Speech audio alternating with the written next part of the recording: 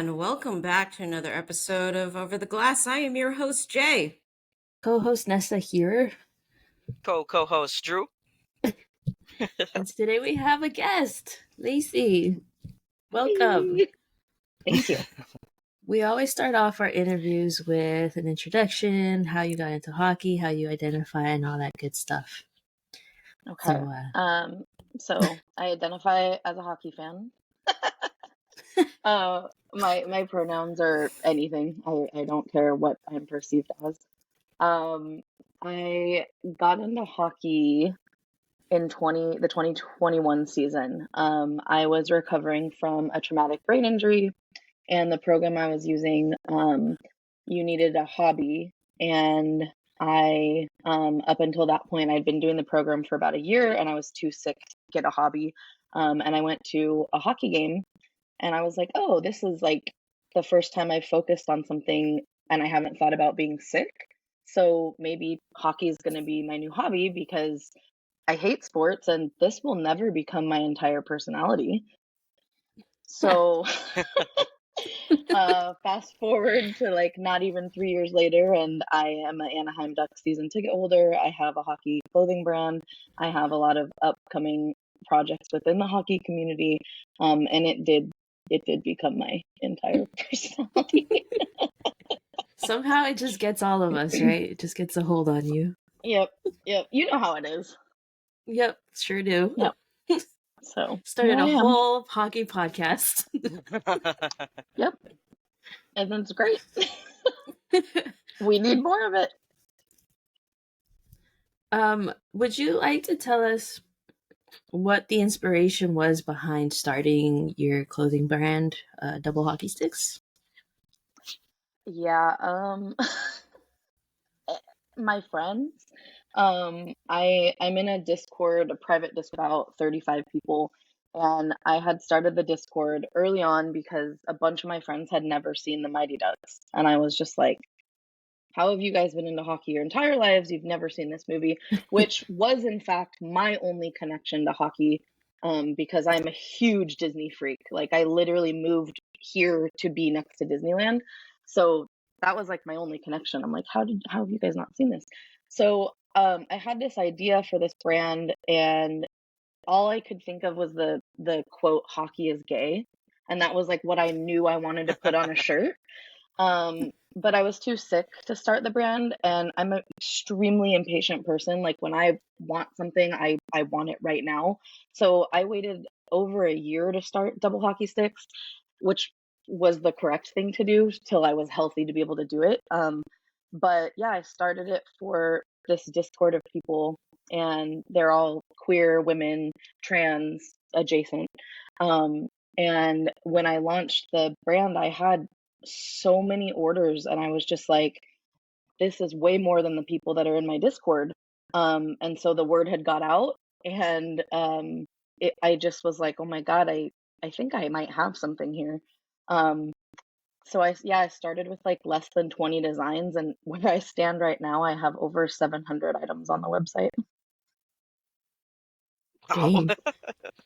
Yeah. I just I wanna rewind and you caught me. Like, you said you have 35 friends. That's impressive. The internet's a very, very vast and expansive place, right? And when I was sick, I had a previous business. I had a previous Instagram. I had 40,000 followers on Instagram. I had 50,000 followers on TikTok.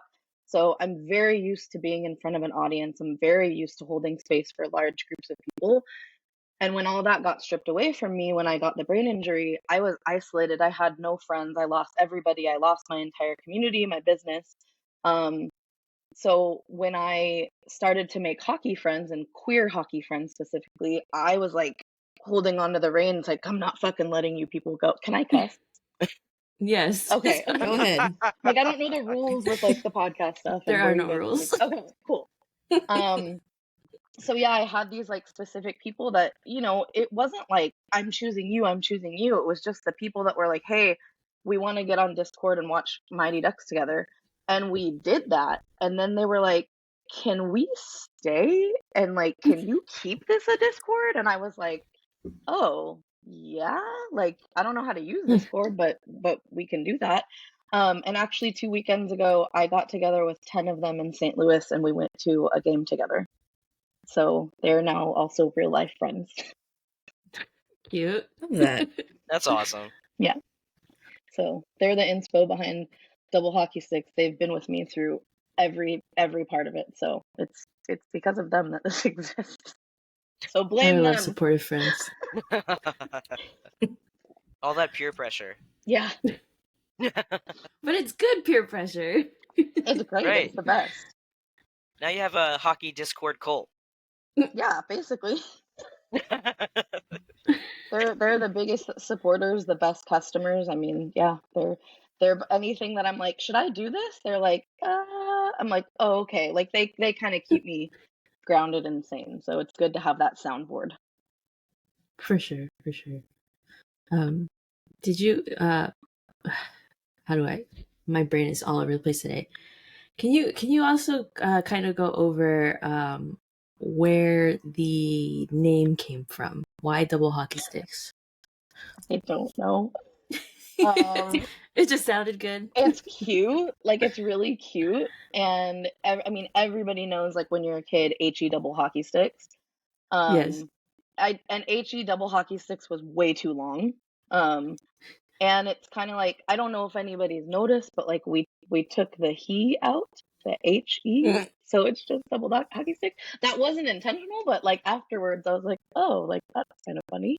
Because my focus is on like women, LGBTQ, BIPOC, like neurodivergent people. That's where the focus of this brand is. This is who this brand is for, and anybody that's an ally. But within the allyship, like I think it's like anti-racist work. Like you have to be actively anti-racist, you have to be actively anti-transphobic, whatever phobic, to be doing this work. To just not be contributing is not enough. So very, very specific,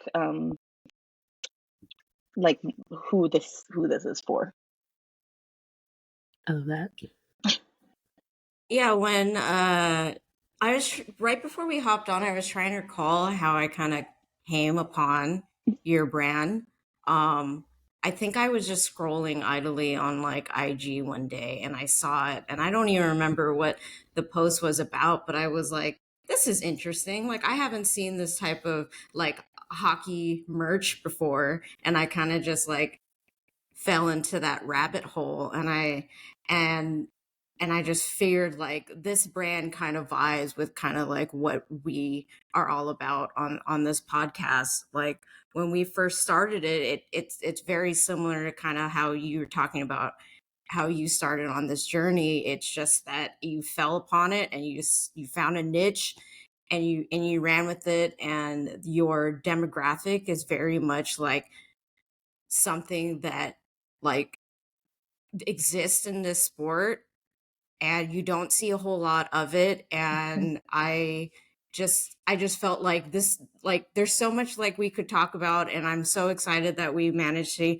get you on, because I just love that you're kind of outspoken on not only who this brand is for, and just kind of the parallels to kind of like what we enjoy uplifting like on this podcast. Thank you so much. That really means a lot. And it's with the support of this community that I'm able to do this. Like if I didn't have those 30 plus orders that first day, I mean, this would have just dissipated right away. And I think the other thing that was a mind fuck was 2 months into me starting this brand. I started in September last year. In November, the Anaheim Ducks approached me and were like, we want to work with you. And How did you find me? I was just like, what are you talking about? Like, this is gnarly. So my boyfriend owns a successful clothing skateboarding company, like fingerboards. He's like the #1 fingerboard company in North America. And the Ducks were like talking to him to like make whatever, I don't know, give away stuff or bags or just something. And so they hit him up, and then he went to do a fingerboarding trip somewhere, and I went to a game at Honda Center, and someone came up to me and was like, "Hey, we emailed you guys." And I was like, "Yeah, he's not here. He's in Boston." And they were like, "We don't care. We want to talk to you." And I was just like, well, I like started crying in Honda Center because I was just like, this is my Double Hockey Stix is supposed to be the antithesis to the NHL. It was never supposed to be, that was not the goal. So already 2 months into the brand, I was like, fuck, I have to change everything. And like, I have to take a bunch of stuff off my website because it's not appropriate. I know how the NHL is going to react to this. And the Ducks were just kind of like, eh. And I was like, and like, mind you, I am in Southern California, but Orange County is very not liberal, and it's very apparent at Ducks games when you go, you see who the crowd is.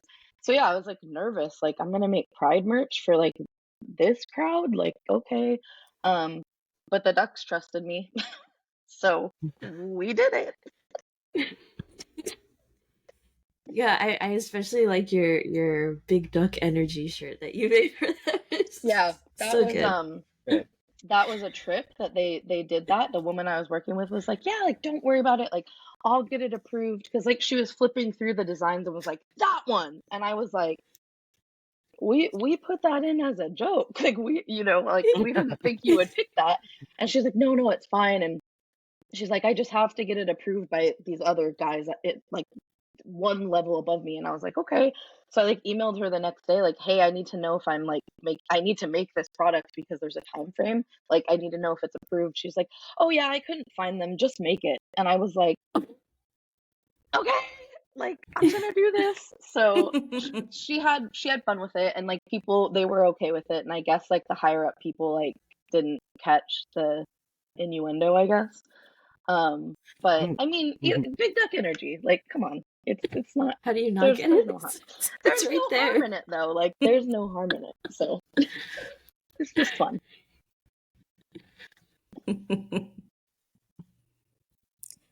Well, I love to hear that our rivals down in SoCal are doing some great things despite our opinions about them.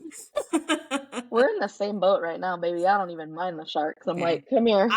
That's what I was thinking earlier that like I want to get back to the NorCal SoCal rivalry. Like it stinks right now. Like we both stink, so it's kind of like meh, we're here. Like I am over this manufactured like Vegas San Jose rivalry, which is also not really a thing anymore.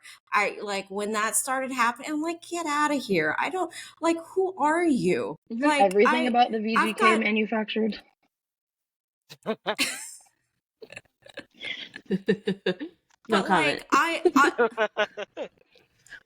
like I go back to, I mean, growing up in like California, in any sport, the rivalry between NorCal and SoCal, like it's got history. So Yeah. I just became really annoyed when it's like this whole rivalry was being like manufactured. It's like, get out of here, man. Go make a rivalry with the now debunked Coyotes. Oh, no. Like just get out of here.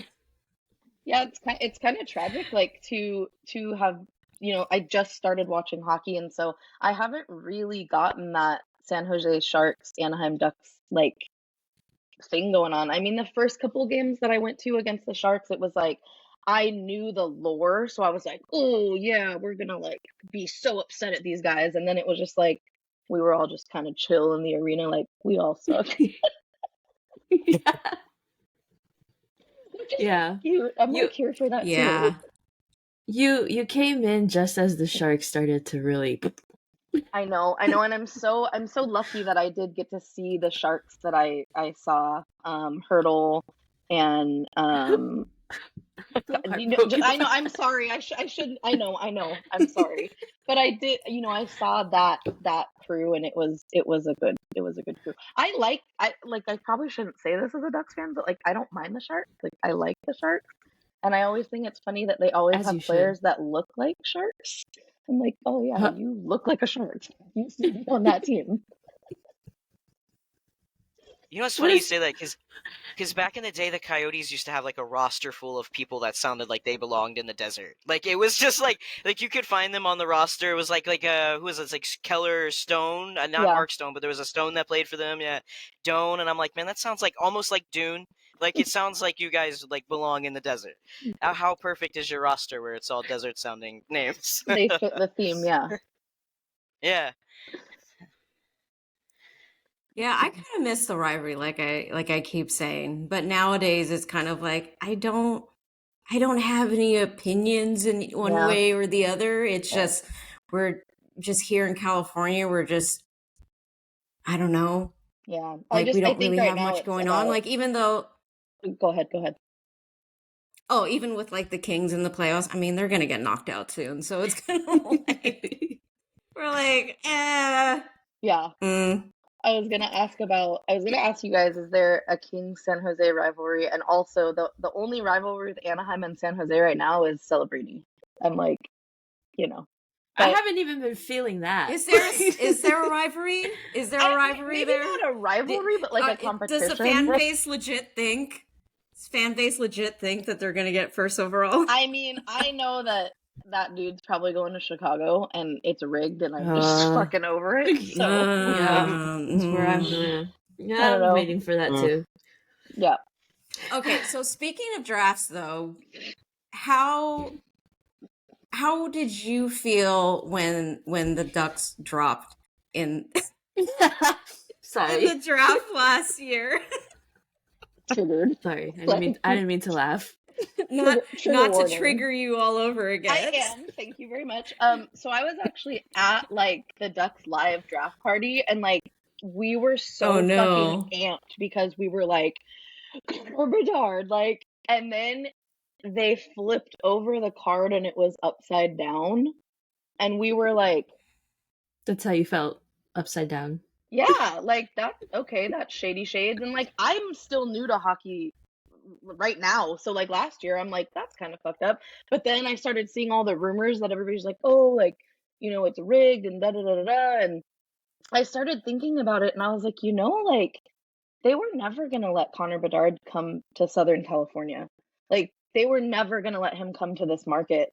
You know, we've already got this insanely marketable character in Trevor, and we're not even utilizing him appropriately. So it's like they were never gonna give this generational player to us. So as far as it being like rigged and stuff, I mean, I don't know. I don't know how like insidious the systems are within the deeper NHL, but like could it be? Like to me, yeah, that's kind of fucked up. Yeah, It really makes you question it. Yeah. It really does, because I don't know if you guys remember it, but like I know that they're like, oh, we do the draft lottery behind closed doors and there's like league officials, blah blah blah. But whenever they were announcing the picks, at one point in time ESPN cut to commercial, and when they cut to commercial, the numbers on the draft board were the exact same way that they turned out. Yep. And so I was watching it with a friend and I said, if Chicago gets the number 1 pick, this is the wildest, most like blatantly rigged. And when they flipped over the card and it wasn't Chicago, or it wasn't the Ducks with the number 1 pick, I was like, oh my God. Like ESPN could have just cut to commercial and left those draft rankings up there, and it would have been the exact same like scenario, like for every team on the board. Yeah. So I know people they like to, oh, the draft lottery is secure and blah blah blah, and I'm like, I don't know, because like some of these little oopsie daisies moments lately have worked out real conveniently.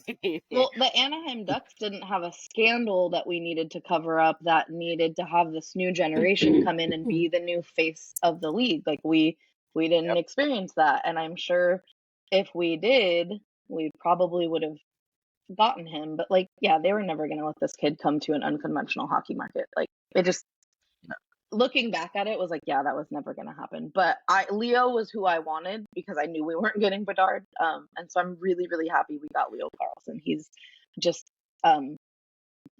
amazing. It would be excellent to see Celebrini like end up on a West Coast team, though. I mean, because that would be just so good for the hockey market. So good. Hockey markets Not just there, like not just any West Coast team, Drew. The Sharks. If I had to rank them, it would be good to see them go to the Sharks, but Thank you. But like, no, that's so correct. Like the young Sharks, the young Ducks, like put that kid in the lineup with either of those teams, and it's like, holy shit! Like that's where that San Jose and Anaheim and Kings rivalry can come back, because in 3, 4, 5 years, we're gonna be great again together, which is like, it's so exciting. Like, I'm here for it. I love the Sharks. I don't even care. That's why, as a Pacific Division fan, because obviously I'm a Canucks fan, but as a Pacific Division fan, like that is one of my like favorite games to tune in and watch during the season, especially when the teams in California are good. You guys all have competitive squads. Is that the Kings Sharks dynamics, the King Ducks dynamics, the Sharks Ducks, like those games when both teams, every team's firing on all cylinders, like they're hard, competitive. Like you can tell there's like that historical sort of rivalry thread that runs in those games, and I think it would be great if they would let, like, I mean, we probably all are right in our thinking that Celebrini ends up in Chicago, but it would be fantastic if they would like ship some good young talent out to those teams and like revive those markets, especially when like the teams are not having the best go at things. I know the Kings are in the playoffs, but Polite way to put it, Drew. I appreciate it. Yeah. We But stink. I mean, can I remind everyone about the epic storyline that would happen if he comes to the Sharks? Always. Please. Let's remind everyone. Remind me. Tell me. I don't know Shark lore, so tell me. He grew up in the Sharks system. He was a junior Shark. His dad works for the Warriors. Yeah. And then wait, there's more connections though, because he's currently going to, what is it, Boston College? Mm-hmm. Or Boston University, I forget. I mixed those two up. He's going to some Boston school. And Greer, our current GM, also is very connected to Boston. He keeps hiring a bunch of Boston people. He drafted Will Smith, who also is at a Boston school. It's this whole thing. He hires and fires Boston people. It's just that R.I.P. Yeah. Sorry, David Quinn. Hey, if they knew anything about narrative, David they would Quinn get listens that to this podcast. I love. I don't know. It would just work out well for us. Yeah, I'm okay with it. He starts as a baby shark. And also, you guys freaking got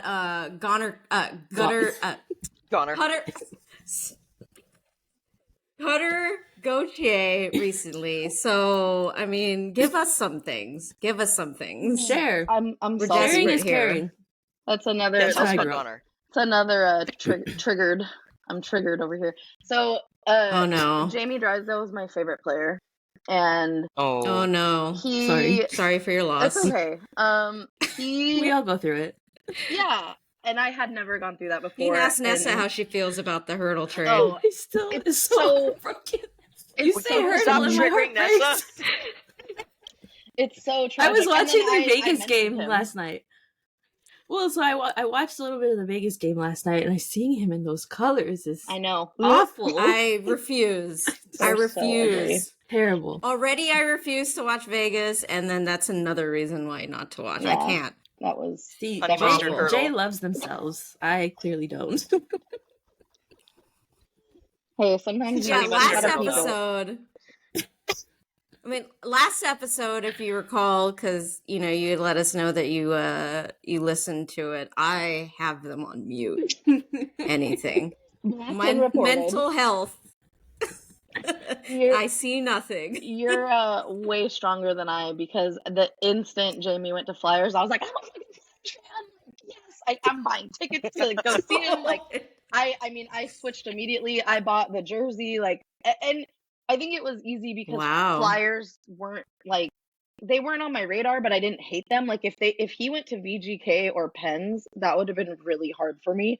But aside from those two teams, I was like, whatever, like, I'll be a Flyers fan, that's fine. But yeah, Jamie was really important to me, just like emotional support hockey player. Like, I was going through shit in my life, and like, for some reason, that was the dude that like I love to watch him skate. I love to watch him grow up in Anaheim. Like, it was really cool to have that player. And when they posted it, I was like sitting in my bed and I literally was like, that's a funny joke. Why would they joke about that? I'm like, it's January, like it's not even April Fool's. And then I was like, wait, fuck, this is real. Like, holy shit. That's kind of how I felt with the hurdle trade. You're I like, was like, what? this is made up shit to put out there. Hurdle's like, as much as he's like a franchise player, like Jamie Drysdale was built to Anaheim Ducks fans to be the future with Trevor Zegras and Mason McTavish. Like, he just got that contract, and so it was like, what? Like, is this fucking like, how is this real? So I like called my boyfriend, and he thought someone died. I was like sobbing, just like, they traded Jamie, and like people from the Anaheim Ducks were texting me going like, are you okay? I was like, no, but I will be. Like, so I need some time to grieve, please. I did. I really, it not just about Jamie, but it really made me question, like, damn, like that franchise, like the Ducks really fucking set us up and then ripped the carpet out from under us. Like, that's kind of fucked up. It made me lose a little trust in the franchise. And like GM Pat Verbeek, I was just kind of like, ooh, I don't really, I get Cutter, like I get it, but I don't know. I just feel like some loyalty just was like, oh, okay, well, fuck my drag, right? Like, bye. So yeah, that was really, really difficult. I don't really have much to say about Cutter. Like, I am very, very salty about it. I don't know about him as a player. What I have seen about him as a person, to me, he is what everybody thinks Trevor Zegras is. I think people have a very wrong opinion about Trevor Zegras because they don't really know the substance behind him. They just read the tabloid stuff and the clickbait stuff, and that's not who Trevor Zegras is. Cutter seems that way to me. But I could be really heavily influenced by Flyers fans who, seeing their reactions to things when he came and played against VGK for the first game, made me be like, dude, Flyers fans are like another level. Like, y'all are almost gonna make me love this kid out of spite. Like, shut the fuck up. Like, it's really not that big of a deal. This guy didn't want to play for you. So I don't know. I'm on the fence about Cutter. I don't know enough about him. Then you see the stuff from Flyers fans, and you're like, oh, that, and now it makes sense why he didn't. Why he wanted like, out. It's gnarly. That's why he boot scoot boogied. Hopefully he does well for us. I don't wish the kid harm or anything. Like, if somebody needs to get out of a bad situation, the bottom line is we don't know what happened. And it could be 1,000 things. And it could be an arrogant thing on his behalf, or it could be a seriously traumatizing thing that happened. We don't know. So to further like threaten this kid like physically is just insane to me. Like, how old is he? He's like a teenager. Like, dude, come on. It's not that serious. Sports fans are the worst. Absolutely finding that out the hard way. There's one thing to be like loyal and like devoted to your team, and then taking that to another level and like sending players hate and like taking pot shots at fan bases. There are, I mean, I might be a little bit biased, but I do think there are some fan bases that have that reputation that follows them around, where you're like, oh, like I don't even know if I could really like get into anybody too much on your roster, because like God forbid I misspeak one time and suddenly like I have hordes of yes, the Leafs fans. I was also thinking about the Canucks, to be honest. Yeah. Actually, I feel like all Canadian team fans are pretty intense. Yeah. Yeah, I tried to put myself in their shoes. Like, what would the Ducks have done if we got Leo Carlsson and he was like, oh, I don't want to be on this team? I don't really think local Anaheim Ducks fans would have like rioted. I think we would have been like, that's fucking dumb, and then like got over it. But I don't know. Maybe not. I don't know. Hockey fans are crazy. I can't even defend Sharks fans sometimes because it gets wild out here. just wild in these I three. love my boys, but there's some things that Canucks fans say and do that I'm just like, whoa now. Even against our own players, like if God forbid Yeah. Elias Pettersson falls down 5 times in one game, they're like, get rid of him, he can't skate. Should Like, I You're the same way with Myers. okay, but that's true. It's true. It's different if you fall down and take out half the team and both goalies. This might be a problem. Sorry, I had to trigger Drew back. It's so good. So good. The Put him in as his Toronto. closures. Speaking of Tyler Myers, I heard the other day, fun fact, no, it's a good thing, maybe. Because they were talking about the Sabres, and I don't remember where I heard it from, but like Tyler Myers is one of the last active players from the Sabres organization from their last time in the playoffs. Whoa. So he's last man standing. So he's got something in him. So you got to give him credit, Drew. I mean, he's surviving. That's so true. And he was out for like, what was it? It was like game 2, game 3. He was out, and I was like, they were like, Tyler Myers is out. And I'm like, that's not like that could be a productive thing. Like we'll just wait and see. But Micey has been like if we put him at forward, he might not fall over anybody else. There's been like 4 or 5 times in this series where he's come in with speed, and I'm like, take the shot, Micey, do it. Like, go full PD. Like, just do it. But he still makes me nervous. You know, he's still the Eiffel Tower out there, just like can't see what he's skating by. Just there he goes.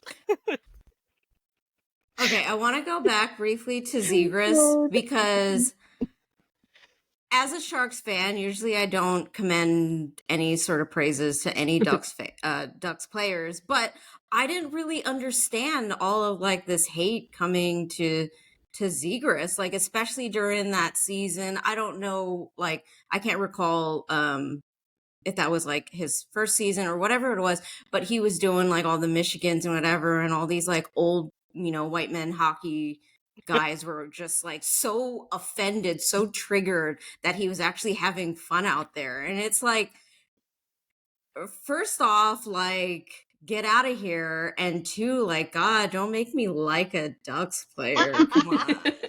Come to the Ducks side. As I sit here with Trevor Zegras' little signed teddy bear.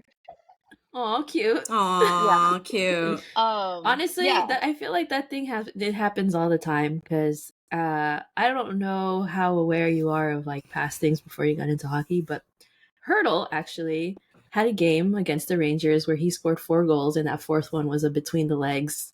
Basically, like it was a beautiful thing, but everyone was like giving him everyone was giving him shit for it, like how dare, that's so disrespectful, like you're already up how many goals and blah blah blah. But then now when you look back, everyone's like, oh my god, that was beautiful, blah blah. It's like, so which one is it? Make it make sense, because you know what's fucking disrespectful is when somebody's singing the national anthem at a hockey game and people yell stars, night, red glare. Like, you guys pick and choose what you feel offended by, and like you're offended if a black guy doesn't want to stand for the anthem or whatever, but yet you'll scream over our country's national anthem for your hockey team. But then you get offended when somebody does something in between the legs or a Michigan, or like, well, shut the fuck Hockey up. is gay. Like, dude, what? Hockey is gay. Like, what are we talking about? Like, yeah, so I didn't know that specifically about Hurdle, but I do try to like learn about past things. So I know the Canes guy, Andre, I'm gonna say his last name wrong, Svechnikov. Svechnikov? Yeah, he did the Michigan like before Trevor, and I don't really like, was that a big deal at the time? Because his fans are very upset. I don't remember hearing about that it. Trevor got more attention than he did. Yes, I think he was the first one to ever actually score a goal in the NHL or something like that. And so everyone was like so mind blown, like, oh my god, it actually happened. But I didn't see too much hate. And so when it happened with Trevor, it was like, what's going on? I don't understand. Is it because he's young?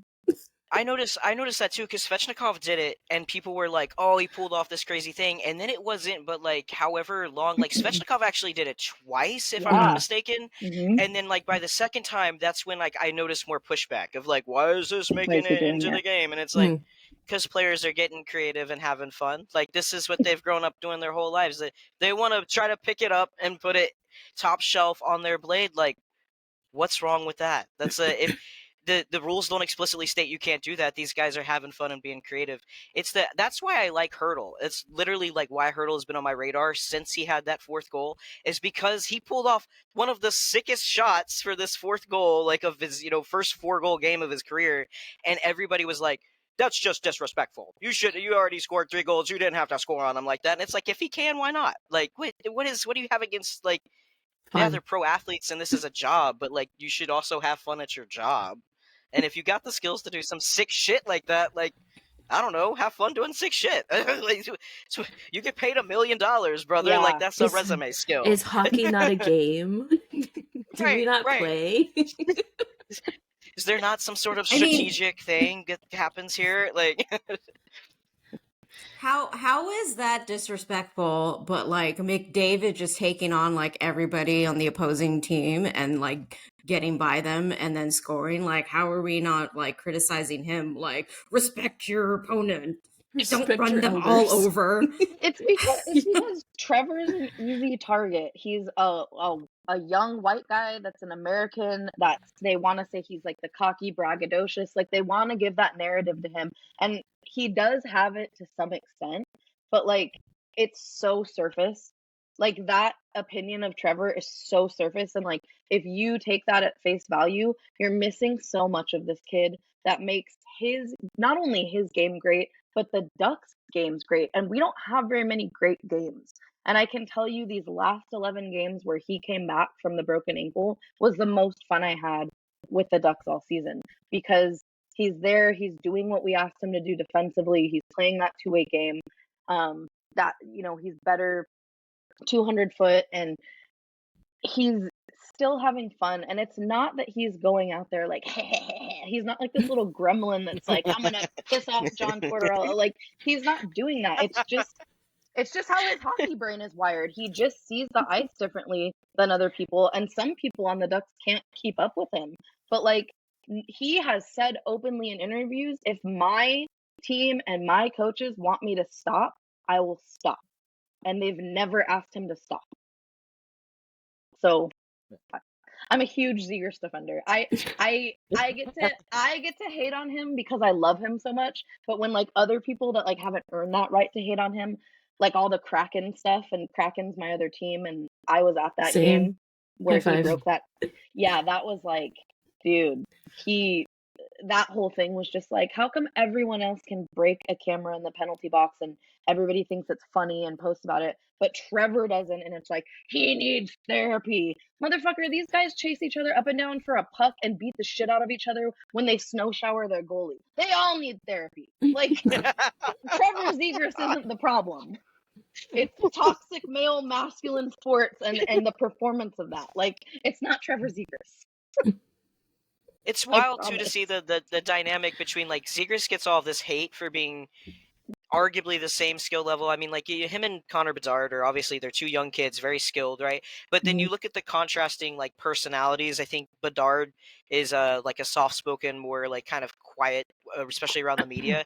And it Mhm. seems like the media really buys into that like contrast. Like, here's our star-studded young youthful player who's very skilled, and then here's this youthful player who's very skilled, but his attitude isn't as palatable as Bedard. So now we have this like a hero villain sort of storyline that can be manufactured around these two young kids, and it's like they're both skilled, and then if you start to, I think, the develop storyline ahead of the young kids like that, where you're calling out maybe some of the less attractive parts of their personality, it almost gives players like a reason to either play into that Right. sort of role, or you're very like adamant about pushing back against that role, which can become a distraction for young kids too, Yeah. like Zegras and Bedard. Yeah.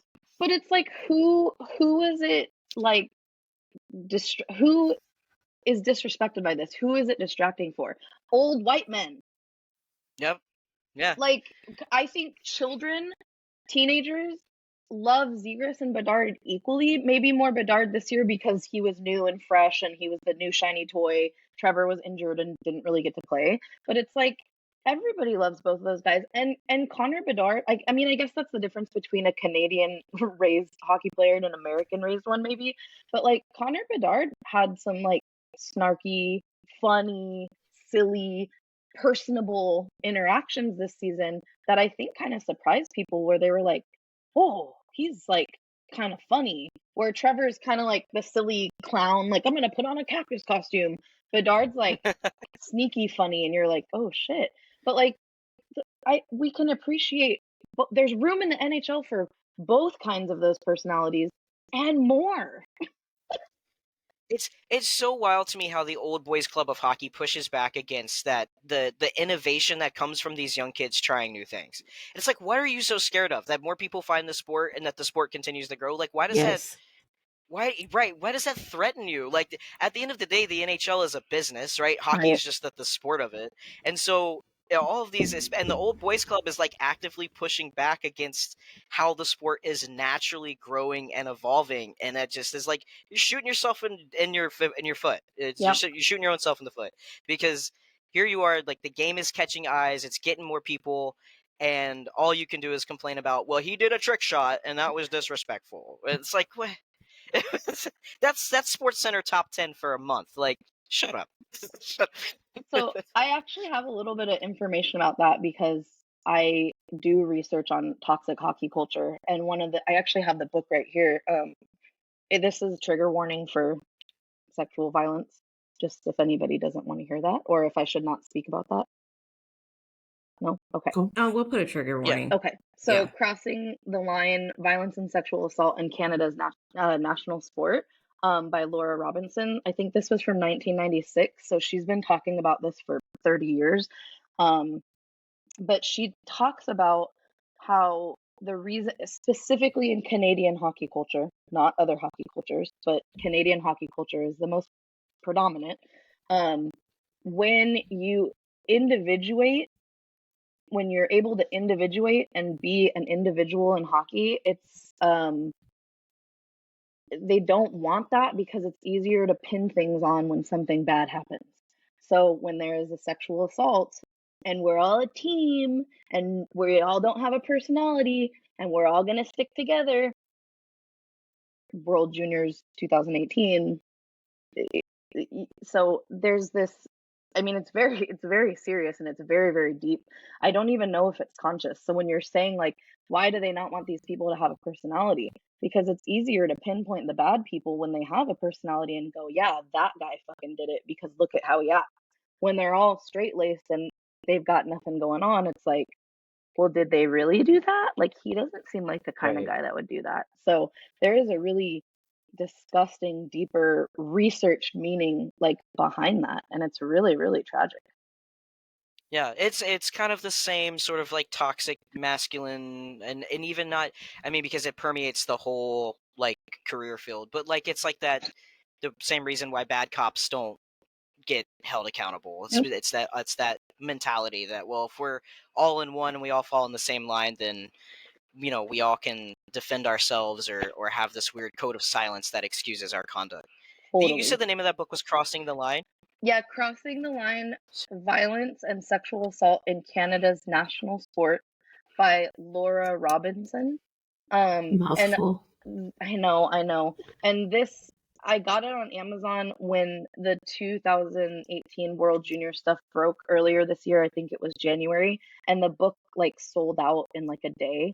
So I'm not sure how easy it is to find right now, but I know there's like free copies online, and I know you can request it from like your local library.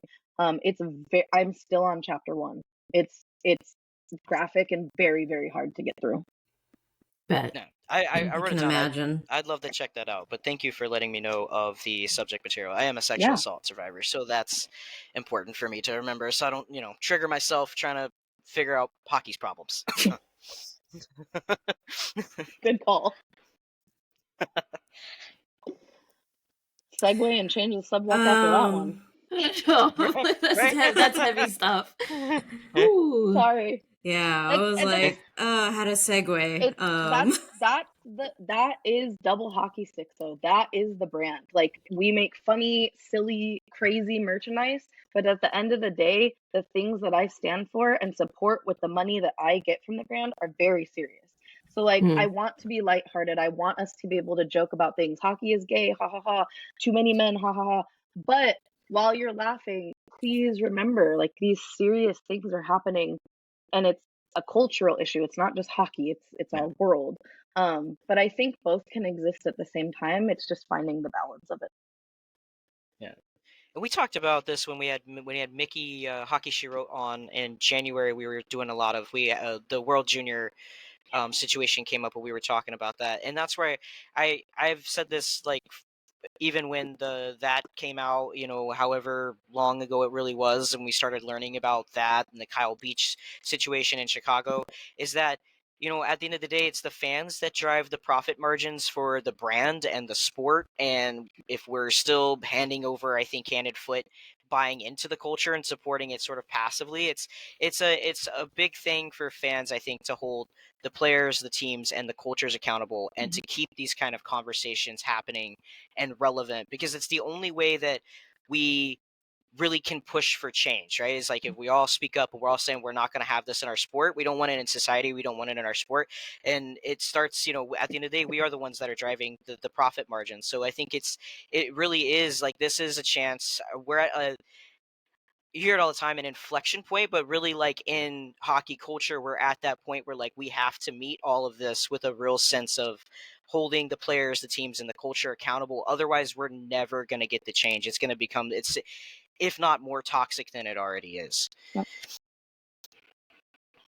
Agree. Like, this sport is like constantly trying to grow, but they don't really focus in the areas that would help them grow. Like, people are, with like Utah getting a team, but then they were already been talking about expanding even before, the whole thing happened with the Coyote. It's like, why are you investing so much energy to expand this league when it's like, sure, that's one way to grow this sport, but like, I really don't feel like it's just, oh, we just need to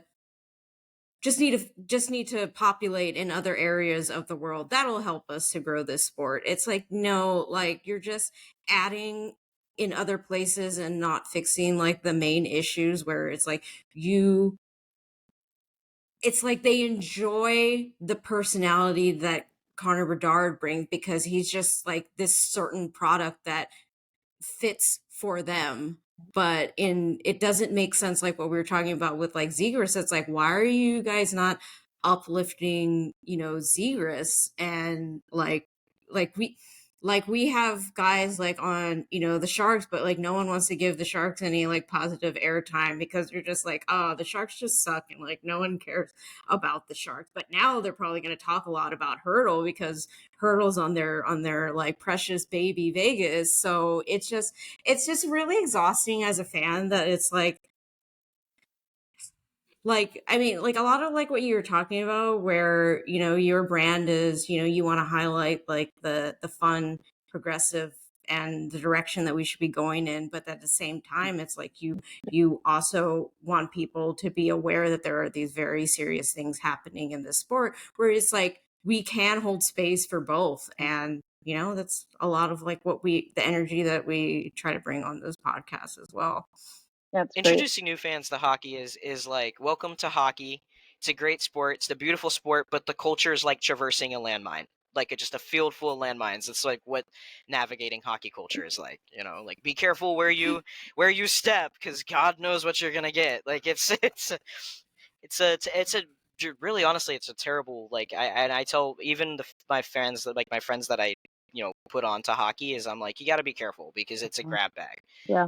Hockey is a beautiful community, but there's so much toxicity under all of that surface level of community. And it's, I tell all my friends, I'm like, if you're gonna find the sport, just know that it's beautiful. It's beautiful on the ice, but sometimes off the ice, it's one of the most traumatizing and ugly things that we can pay attention to, Yeah. I'm actually currently trying to get a close friend of mine into hockey, and we spent Friday night watching which game was it? The Oilers and the Kings, I think.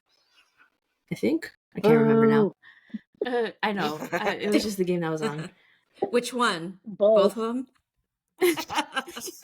I just hope both teams lose. I hope they both lose. Right? Whichever game we were watching, like he wants to get into hockey because he knows how much I love it. And I talk it up or whatever. So I'm trying to explain to him the game, whatever, but he's very cautious because he's black. He's like, I don't know, racism, like how many, like literally that night we were sitting there, he asked me, okay, how many hockey games do you think you've gone to since you started watching? I was like, I don't know, maybe 20. I don't know. I honestly can't tell you. He goes, okay, so how many black fans have you seen at any of those games? And I was like, maybe a handful. Maybe. He's like, yeah. And I was like, yeah, that's why I'm trying to get you into it, I want to diversify it. But like, it's like, you have to be careful with it too, because hockey can be very disappointing, and I'm not trying to get him in a space where he's not going to be comfortable. It's very glaring when you Yeah. go to a game, and California might be different because we're so diverse in general, but I mean, it's true. I can think of like 3 or 4 hockey fans that I know that are black, and like that's ridiculous. Mhm. When I went to St. Louis, I actually met a Kraken fan, and she was black, and I was so drawn to her because I'm a Kraken fan, and we had similar stories about how we got into hockey, and she was so fucking cool, and like I wanted to like protect her and just be like, I just want you to have fun. But then it's like I don't want to like infantilize you and like like be that like I'm the white savior, like so it's like finding a balance of like but just that experience that she stood out to me was like, God, this culture is so fucked. Like, I can specifically remember meeting this one black woman. Like, my God, I don't Yeah. remember all the countless white men I've met.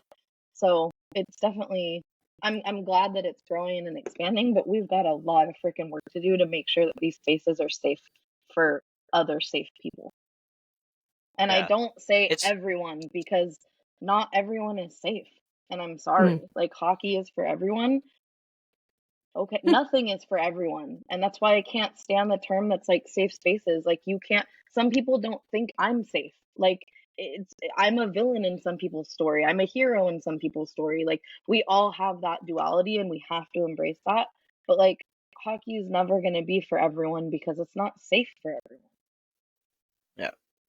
Preach. And it almost takes a really just flip the table moment and Yeah. reset it. Like it really is one of those things. It's like you could try to chip away at it, but like you were saying, it's so ingrained in the culture and it's so insidiously laid in the culture and starts so young in the junior hockey and the travel hockey, world. And it really is just like a moment of like, we all just, I think collectively as hockey fans, just like feel like we should just flip the table and like get rid of everything on it and then flip it back over and reset it. But that's an easier concept than it is actually bringing about change, right? Like if it were that easy, I think most of us would have done it forever ago. Absolutely. It takes this. It takes podcasts. It takes people that are brave enough to do this and talk about it every week and give up their time, dedication, devote themselves to this. It takes a stupid hockey brand to speak on things like this, and it takes people being authentically themselves. Like if you look at the NHL and you look at the statistics, we have Luke Prokop on the Preds, but there's not one out man in the NHL. And statistically speaking, we have 77, 80 men that are probably gay, bi, or queer. And to me, that's so distressing because that means we have 77 to 80 people, meaning we have multiple people on a team that can't be authentically themselves. That means we're not getting the best hockey out of them. We're not getting the best of them. So we're not getting the best hockey out of them. And the NHL is supposed to be the best league in the world. It can't be the best league in the world until we're accepting everybody for who they are. And you don't get to that point by caving into socio-political pressure and saying, well, some people didn't want to wear rainbow jerseys, so now you don't get to wear anything. You don't get to put pride tape on your stick. You don't hype yourself up with the motto that hockey is for everyone, and then just as soon as a small fraction of people have an issue with it, you suddenly like renege on the whole thing. It's just like, have a backbone. Put your money where your mouth is. That's too much to ask of the Yeah, league. It's backbone? funny. What's that? It's so funny Right? because they talk up like, oh, hockey players, they're so strong, like they play through all this pain, and yet you're really soft. Right. The rainbow jersey hurt me. My Right? face. The distraction. Gary Bettman's favorite, like, it's a distraction. Brother, shut up. It's not a distraction. Like, dude, we can talk about other things besides hockey for 40 seconds. Like, calm down. And then it takes away from like the really beautiful things like hockey fights cancer and, military stuff. Like, it takes away from everybody, not just the queer community. Yeah, my favorite thing was like people realizing, like all the people that were upset about, oh, it's a rainbow on a jersey, and then they found out, I think later in the year, that they took away the military appreciation nights, and they were like, "What do you mean we can't?" And it's like, yeah, because you guys were all so mad about the one thing that now you've lost all the good things, even the one cause that you actually did give a shit about. Like, you don't get to do that anymore because you were so butthurt that they put on a very colorful jersey for a 15-minute warm-up on the ice. Like, it's not even like they're wearing these jerseys or any of this in the game. Like, it's just the wildest thing to me. We all know that people are buying nachos during warm-ups. Not even like there's a whole bunch of people sitting in the bottom of the arena. So, like, I don't know. It's just, make it make sense. I wish it did. Me too. And the fact that they aren't even wearing it during when, like you said, majority of people aren't even paying attention because all they do is they do it during warm-ups. Yeah. And it's like I've gone on rants about how I feel like you guys are barely doing anything, and now you took away like your barely doing anything part. And you're like, yes, we fixed the problem. It's like you barely were doing anything to begin with. They're Go, barely girl, doing give me anything. It was just nothing. too much. Yeah. We're doing way too much for these queers. We better fucking knock it off. Whoa. They might start showing up to our games and giving us money. You know what we will do, though? We'll still keep pumping out rainbow merch so that if a queer fan does show up, they might give us still some of their money. And it's like, well, And I'd be it's more so inclined to basic. It's spend... not even cute. It's just the rainbow logo. No. Like, y'all can do better. That was But you my won't. biggest thing with working with the Ducks was like when we sat down at the first meeting to like discuss the Pride merch, the first thing she told me was the first question I had, which was, you don't have to design literal Pride merch. We just want you because you are queer. And like, that's Double Hockey Stix. Like, it's not a gay hockey clothing brand. I am the queer creator, and so that influence goes into it. But like, I'm not trying to sell rainbow dollar shit. Like, that's not me. I don't like Pride stuff. Traditionally, I think Pride stuff is gay. Like, it's not well designed. There's not a lot of thought put into it, and that's why I didn't want to make like, well, I'm mighty proud. Like, I didn't want to do stuff like that. I wanted to make stuff that was authentic to Double Hockey Stix and to me, but I'm the queer creator, so the Ducks are just funneling money and resources to a queer creator. That's what it should be about. If somebody genuinely loves Pride and wants to make that merch, like, please do that. That's amazing. It's not authentic to me, so it doesn't make sense for me. But when it's authentic to somebody and it's not just like the corporate rainbow, it's Pride Month, let's make money. It's very impactful and meaningful. So that's why I didn't do straight up like, I'm a gay hockey fan. I have that stuff coming out like for Pride with my brand, but I wasn't gonna quite take that leap with the Ducks. Good for you. Yeah. Yeah, that's something I look into when they have all these different types of specialty nights and whatever. Like, where's the money going to? Who's the one that designed Yeah. it? What, you know, what more are you doing outside of people just showing up on the ice with, like, you know, pride tape? Like, what does that mean to them? Like, I've just gone, you know, like, and I try not to, you know, like have any sort of but for lack of a better phrasing, like negative energy towards people who do enjoy just like the simplest, you know, things like that. Like, if that's making you happy today, Yes. I'm not gonna say like, well, they didn't do like this XYZ, whatever that's important to me. But like over time, and it's like I've talked about this countless times, like since the Beginning of our time. very first episode, that it's like over time, it's like in the beginning when they first started doing this quote, you know, and quote, hockey is for everybody. It's like something like that was fine to me however many years ago that they first started doing that. But like as folks within the queer community, we know that like you have to continue evolving and progressing, because if all it took was just one person holding up like a pride flag, like I would have loved if that could have just been like the one thing that made all these other, you know, things along the way like go away for us, like all these, you know, bans that are happening across, you know, the country and then by extension throughout the world. Like, no, it's not just the one pride flag, the one like pride tape on someone's stick for like 5 seconds out on the ice is not going to be enough. Yeah. And it's like, yes, and like nowadays when I like as we continue to have more of these specialty nights, it's like, what else are you doing for us before I, you know, start putting my money, you know, towards something like that? And Yeah, even like the money thing. Like, yeah. I understand donating to causes that you're trying to bring attention to. I get it. It makes sense. But when it comes from a business, like a big business, like an organization, a hockey team, to me it feels so inauthentic. Like, oh, you're only giving to these causes so you can have a tax write-off later, and like, right? Like, why Yeah. don't you donate that money anonymously or something so it doesn't get traced back to you?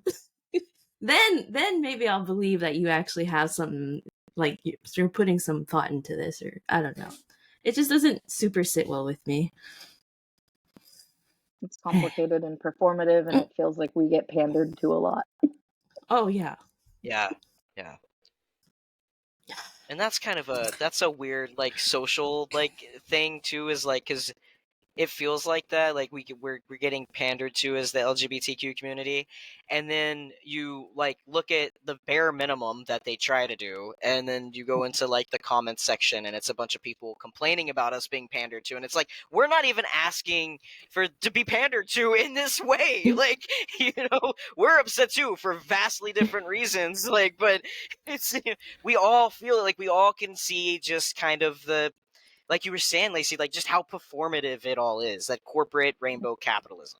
It's tough because it's that balance Yeah. again, right? That it's like, damn, like the visibility is great, but at what cost? And is it authentic? Right. That does make me respect the Ducks so much more. I don't know too much about like the organization, but it does gives me a nice fondness for the Ducks, that they were like, we just want you because you're queer and this is what you do, and this is the community that we want to reach, like through authentic means, rather than just, here's a rainbow duck crest on a black shirt for $40. And the best part about that is 60. they found me because of the hockey is gay stuff. I wore that to Pride, last Pride in Santa Ana, and the Ducks had a float. And I swear to God, the float halted when they stopped, when they saw me and were like, "What is that? What is that?" And I was just like, "Oh God, are they offended?" And like Wild Wing came and like they all just thought it was immaculate. And like I remember the merchandise woman telling me, "I want to sell that in the team store." And I was like, the fuck? Like, you can't have this. Like, that's my baby. But I was like, you can't sell that. She's like, no, I know. They'd never let me, but like, I love it. And I was just like, holy shit, like this is the kind of people that are working in the Ducks organization. And it's a very small sliver of people. There's still a lot of people in the organization that are the traditional old-timey dudes with, with how they feel. But it's so important to know that, and it's probably not just the Ducks. There's people inside of these teams working to make things better, to bring hockey for everyone. And it's a fucking uphill battle. It's so, hearing about it from the inside is like, okay, like there's people on our side. We've got to find those people, and we've got to keep doing this together. Like we have to stick together. Yeah. Yeah, 100%. It's the strength in numbers. It's the only way. That's the Warriors thing, isn't it? Just kidding. No, yeah, like, well, No, like, I read it off. What? I got that from my Panda Express fortune cookie. So. Oh my god. Hey. That is also where the Warriors got it. It just made sense. No, Jay and I have actually had some conversations with some people within the Sharks organization, and so like we kind of see we've had a little peek inside where there are people on the Sharks front office or whatever who are also doing that sort of work, right? Where they're trying to diversify it and like fight to fight for us from the inside, but it seems very, what is the word? I don't know. It doesn't feel like it's enough. They do all the work that they can. Like, kudos to them, but it's just like there's too much to do, not enough people. But Sharks came in a big way because I don't remember the details, but they did the Pride game with the gay hockey team, like, and two of the players came and like, oh yeah, dude, I was like, I fuck with the Sharks. Like, yeah, that made me be like, oh yes, I support it. Like, I don't remember what two Sharks players it was, but they came on their day off. Fuck, I love them. I'll buy a jersey. Like our newest up and comings, yes, like, oh my god, yes. Nobody forced them to do it. They just did it. Yes, and it would be the younger generation.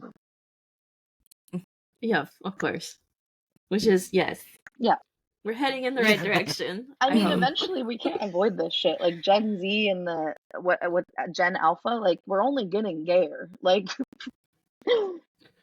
yeah. So I'm here for it. And the kids, it's crazy how like aware the younger generations are too. Like they might eat Tide Pods, but they don't give a first shit about like how you identify or anything. They're like, no, we have more important things to do, like eat this Tide Pod. We don't really care who you love. It's like the Tide Pod I don't care about your pronouns. We're all gonna die in 30 years. Keep fighting the good fight, but right. Give me the Tide Pod back. The kids are all right. Yeah, they're all right. The kids will be all right, man. They will be. So good. Okay, so as we kind of wind down, give us your pick for the cup. Who do you see making it to the end? I think I can tell you who I want. Wishful thinking over here. There's who I would love to see, and then there's who I realistically think would probably make it. But my dream cup would be Florida Panthers against the Canucks, and Florida Panthers are one of my teams. Same. Canucks are not, but I want the Canucks to win. Me too, Lacey. Same, girl, same. I think the Canucks are my Delulu pick also. I feel so bad for what happened with Demko, and that's such their fucking story, right? I'm like, oh my god, that's the perfect Quinn Hughes narrative. Like, man, Demko is out, right? And then like there's like everybody on the East Coast is like, Demko is not coming back. He's out for the rest of the season. And I already have my personal opinion about Casey DeSmith, but like I don't want to cheer against him. He's the dude in net. So I'm like, okay, well, hopefully DeSmith shows up. But then like on practice on Thursday, where they're like, Brock Besser left practice because a shot hit his wrist, and I was like, can we just stop? Like, just no. Like, Can this team just catch No. one break? Like, that's Not all gonna I'm happen. asking for at this point. No. That's asking way too But- much as a but Canucks imagine fan. if they win. You made it to the Yeah. playoffs. You made it to the playoffs. What else? What more do you want, Drew? I mean, we didn't expect to be here. That's why I said it. Whatever happens. I'm just happy to be here. But I would love to square up to the It would just be Panthers in the fun. final. It would just be fun. Like, That- I feel like that That would would be be fun. yeah, Oh, yeah. oh, I even because all the former Canucks too that are in a Panthers jersey, like that So would just be good. so. Yeah. I'm here So for it. that's my So like. Okay, so that's your That's my That's fun. your That's my Delulu fun one. right? A realistic one. I honestly like. I want to say Rangers and Bruins, and both of those are also my teams that I follow. But I don't. I just President's Trophy curse. Like I don't really know. But Rangers look so good right now because they're up against the Capitals. So It's gonna be insane if they somehow I know. end up getting knocked out at this But point. we saw what happened to At this Bruins point. last year. See, that's why. Because That's why I'm glad the Canucks didn't win the President's Trophy. I'm so certain that thing is cursed. I'm like, Rangers. Good luck with that one. That's your. Rangers. You gotta shake that. Rangers Bruins would be fun for me, but I don't mean, know. That would be Eastern for the Conference. finals, because What? yeah, That would just be but Eastern the Bruins Conference and the Rangers final. would not meet. Oh shit. So Lacey's like, that is her cup, Lacey's like, realistically, I don't see anyone in the West. Like, God, I don't want to fucking say this. Something's gonna happen in the We're West, and gonna no have one's the gonna massive show up. earthquake, and the whole West Coast is gonna fall into the ocean. So no, I want to say Dallas Stars, but I would say probably Oilers. Like Oilers, Bruins, Oilers, Rangers would be fucking crazy. I don't know if the Oilers can get that far, but I don't know. We'll see. They look pretty They good do. right now. They do. As long as it's not the Kings, I don't really give a fuck. Or VGK. Yeah. I know. Sorry for bringing it up again. I don't like that team, but I wouldn't be mad if Hurdle got a cup. Does Honey he have mustard one? hurdle. Like, no. He was raised he's by the on Sharks. the whole time. We'd remember if we got a cup. It's not something you forget. No. There's so many other things I wish I could forget. The past how many seasons? But I just don't want VGK. It's I feel that. Good luck, Godspeed. Remove him. But like honestly, I really, really, really don't see the Caps like reverse sweeping the Rangers. That would definitely be the surprise of the playoffs for me. But like right now, they're spending so much time trying to get like last game Wilson is trying to fight Rempe, and people were just like, "Oh, Rempe's like, so he doesn't understand the code. Like that's so disrespectful that he went and hit whoever and won't answer the bell with Wilson." It's like you guys are like really hanging on to. Do you want him to fight or not? Just something, because you. I honestly don't care about either one of them. Like I just want to watch this damn series, and that's all I keep seeing, like Wilson and Rempe and like whatever the hell. But like they really, I mean, was it like one game ago, like Ovechkin, they were talking about how like his shots on goal or something like that in relation to like the power play, it's like been non-existent. So I really don't think that the President's Trophy curse is hitting the Rangers this year. But as we talked about last episode, I think it was last episode, that if the Rangers and the Canes advance, like that's a series I'm like, this is gonna be Canes good. are surprising. That's gonna be like a potential. Did Toronto get eliminated last night or no? I think that they're 3-1 right now. Oh, okay. So yeah, all right, because that was the fourth game, right? Yes. Yeah. I'd seen it on, and I was like, I kind of like snickered to myself, and I was like, I'm not watching that. We know what happens. It's the Leafs in round one. I'm honestly a little like I watched Dangle's LFR the other day, and I mostly only watch it when it's a game that had a lot of weight in it, because I'm like, honestly, it's gonna be a little funny, and then actually, like, I genuinely want to know like what's going through a Leafs fan's brain, because it was a little sad for me to watch this time around, because he, you can tell like how passionate, like, I feel like Leafs fans specifically, like, they're very, very passionate, like, to extremes, where I'm a little like, you guys need to take some time away from the sport for your mental health.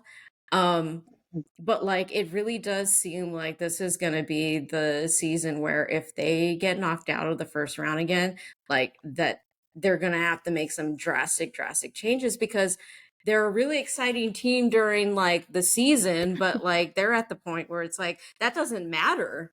Like, it has not mattered for many, many years. What matters is you need to get over the hump. You need to get this city a cup. And it's like, as exciting as your roster is with like your core, like, if you continue to get knocked down in the first round, it's like, it's no longer, good enough. Like, you're gonna have to ship some guys off and maybe Send them to the Sharks. Anaheim. I don't know. There was some conversations last night about that, and I don't know. We'll see what happens, because I was talking about how, like, well, if Matthews wants to come over in about 3 years, when we're starting to consider sniffing at maybe making our way back into the playoff conversation, he could be a really nice asset to all of our like That would be up so and fun coming. if you guys got Matthews and we But got I guess Marner. we'll see. Oh, Marner is he's up for contract after next season, so I don't know. Maybe the timeline will I think will he would fit align our for you vibe. guys. Another fun story, because technically Matthews is from the Bay Area. He was born out here. Claimed. The thing is, like, with a name like that, like, what assets would we give up? Like, I'm not willing to give up our babies yet. Like, no. We sucked hard for those. So I said 3 years from now. Come on over. Oh, is that when his contract is up? Like, free agency? I don't think they'll let that happen. He's got about 3 years left. I don't think they'll let him I walk. looked at it So last much night. can happen in 3 years. I mean, we now have a Utah hockey team. Like, that happened in 3 weeks. So That's insane. I felt so bad. I was watching a documentary last night, and the dude was like, "Oh, you guys got wolves in Arizona," and the guy was like, "No, we have coyotes in Arizona." And I was just like watching TV, and I was like, "Not anymore." relocated. I felt so bad. Oh.